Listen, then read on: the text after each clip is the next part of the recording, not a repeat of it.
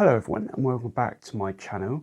This is the second video where I will be using this plastic twin lens reflex camera that I actually kind of assembled in the previous video. And then I also talked through its operation, loaded it with some kind of fresh film, and then went out and tried to use it basically with mixed results. And the main kind of issues I found were associated with kind of light leaks on the negatives. And when I did some research, people agreed with me in that when you kind of open the viewfinder, obviously you're opening up the guts of the camera to the environment. And even though there's a plate inside which is supposed to kind of stop the light from reaching the film compartment, there is still probably areas around the sides where light can still get in. So what I was going to do in this video is I was going to basically just do another time lapse of me trying to basically fill in those gaps with tape, so that to make it a little bit more kind of light sealed. And then when I was kind of using this camera, I remembered that for the Holga that I've also got in my collection, I remembered that you can also use 35mm film with this camera. And what I managed to find actually was in the box that the Holga came in, I managed to find, I'll just open the Holga up a minute. I managed to find this, which is a 35mm film adapter for the Holga. So I took out the one which I normally use with the 120 film to give kind of 12 6x6 exposures, and then put in the 35mm plate adapter which fits in like so.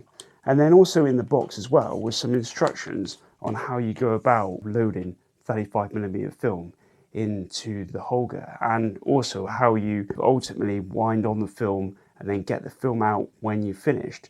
And what I'm going to need as well before I take out the film at the end of the roll is a kind of a dark room changing bag, because there's no way on the Holga to rewind the film back into the 35mm film cassette.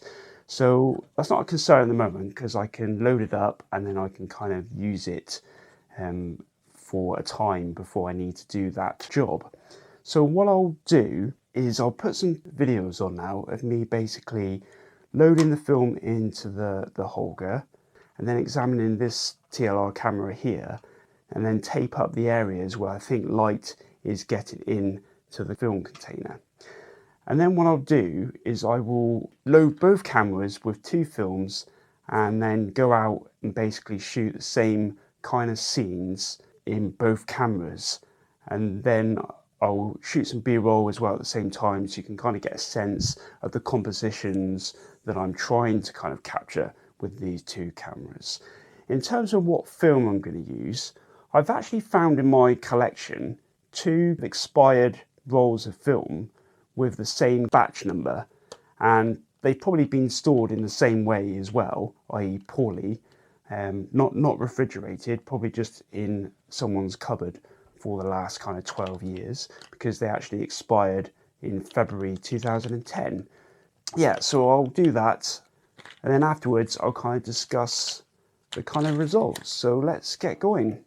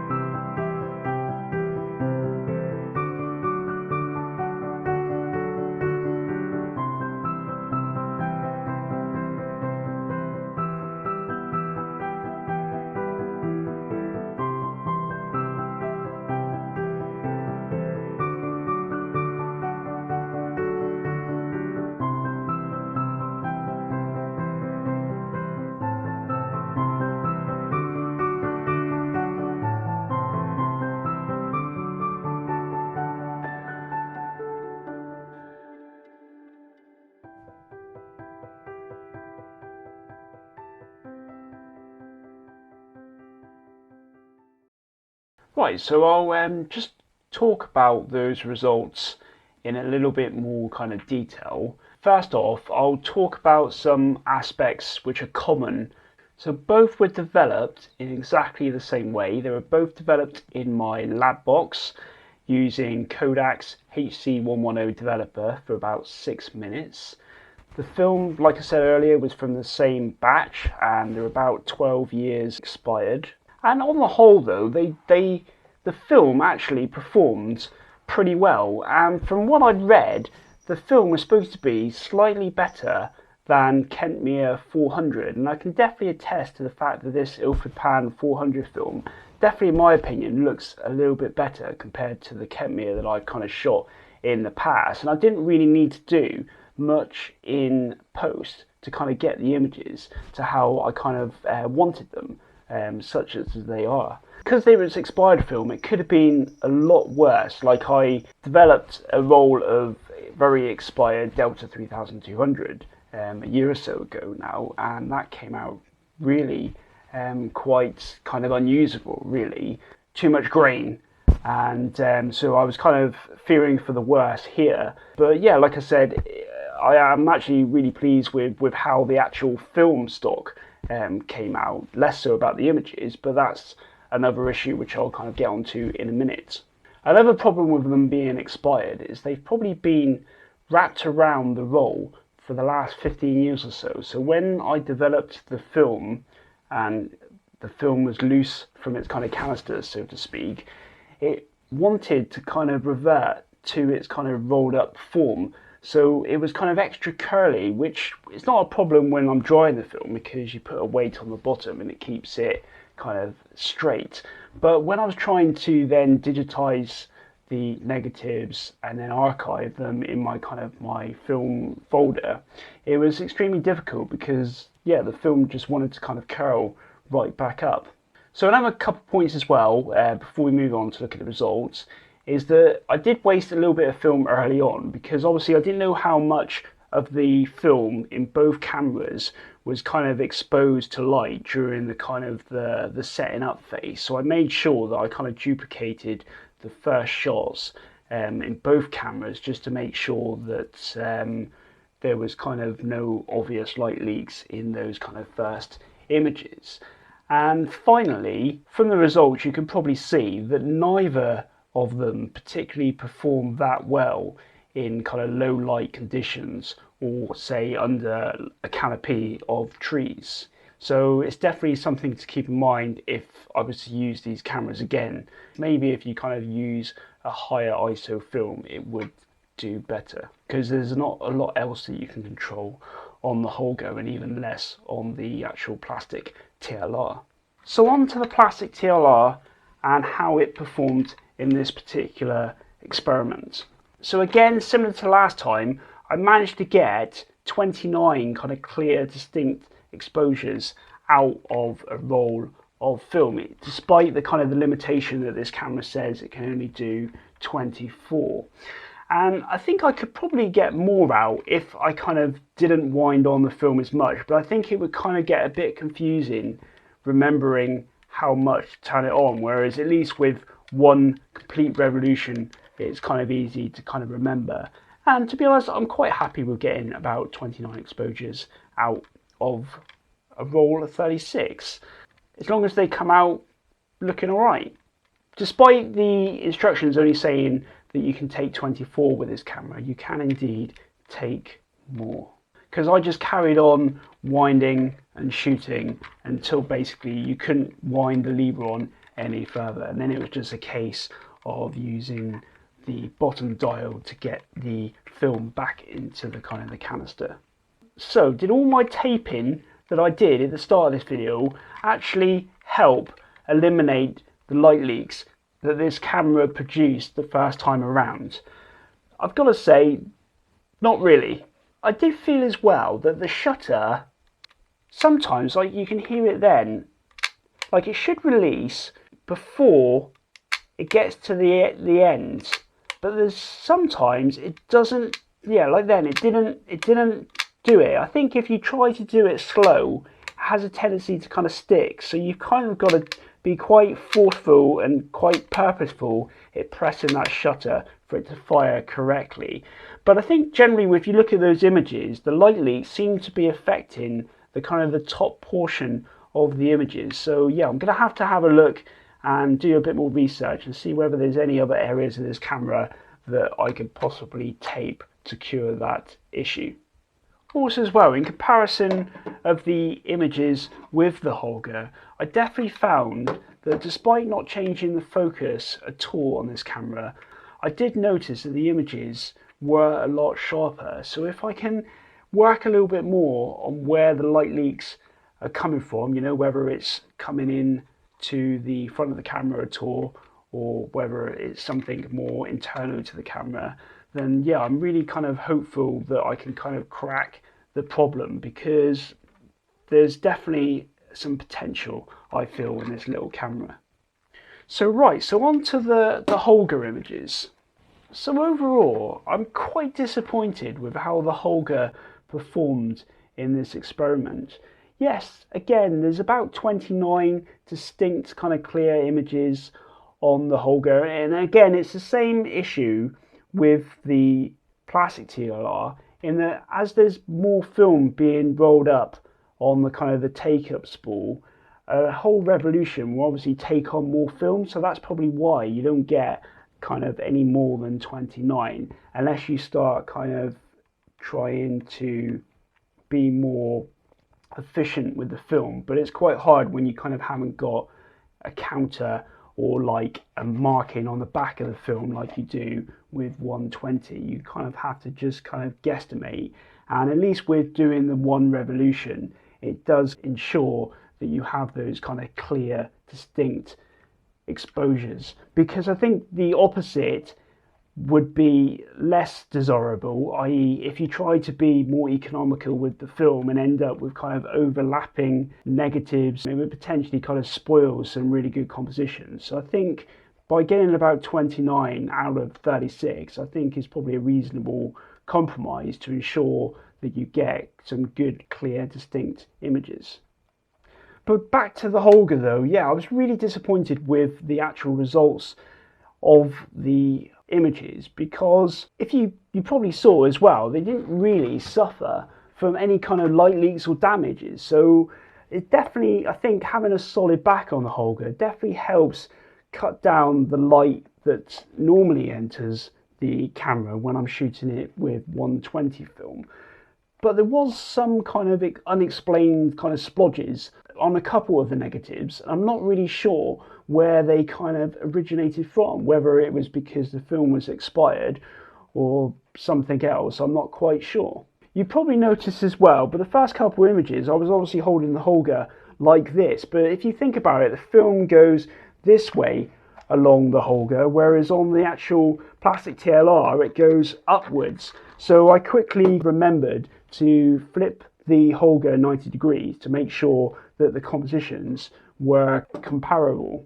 But it was more difficult to do that on the Holga, because I definitely find that the Plastic TLR with its viewfinder, it's definitely a lot easier to kind of frame an image, whereas when you of course use 35mm film in the Holga, when you look through the viewfinder, you're still kind of seeing what it would look like if you were using 120 film. There's no kind of guidelines showing you what the framing is when you're using 35mm film. So for that reason, it was very difficult with the Holga to actually compose and frame a composition. And along with the images being pretty soft and uninspiring, I don't think I'm going to be bothering using 35mm with the Holga again. Although it was nice to actually get 29 images out of it for change rather than just 12. Yeah, I'm just still surprised that even though the light leaks were obviously still evident on the Plastic TLR, that I came out of that actually preferring the kind of the look of the images from this little TLR. One thing in the favour of the Holga though is it's definitely a lot easier to use. You can be a lot more kind of spontaneous in that you just pretty much decide whether you're shooting in the sun or the cloud, and then decide on how close your kind of subject is in terms of the focusing, and then just kind of line up your composition the best you can and take the shot. Whereas on the Plastic TLR, I do find it to be a little fiddly trying to open up the viewfinder, especially when you're out in the field, because I tend to find that one of the kind of the viewfinder sides tends to kind of stick and doesn't want to kind of come out. So that obviously adds time to the shot taking time. But then when you've got the viewfinder out and open, like I said earlier, it definitely is a lot easier to kind of frame up your shot, because you know generally what you're seeing in the viewfinder is generally what you're going to get on the actual film itself. So just to reiterate, I'm not really going to use the Holga again and its 35mm adapted plate. I'll stick to just using 120 film in the Holga when I want that kind of low-mo look to my images, and it can be quite creative. You know, I have taken some really nice images with the Holga, and it's just got that kind of different look. You know, when you might be kind of struggling with creativity, it's great just to put a roll of film in the Holga and go out and kind of create some different images that you might not be able to achieve with your other cameras. Yeah, so I think that pretty much wraps up this video. If you've got any comments or questions about these two cameras, then feel free to put them in the comments below. But beside that, thanks for watching. Bye for now.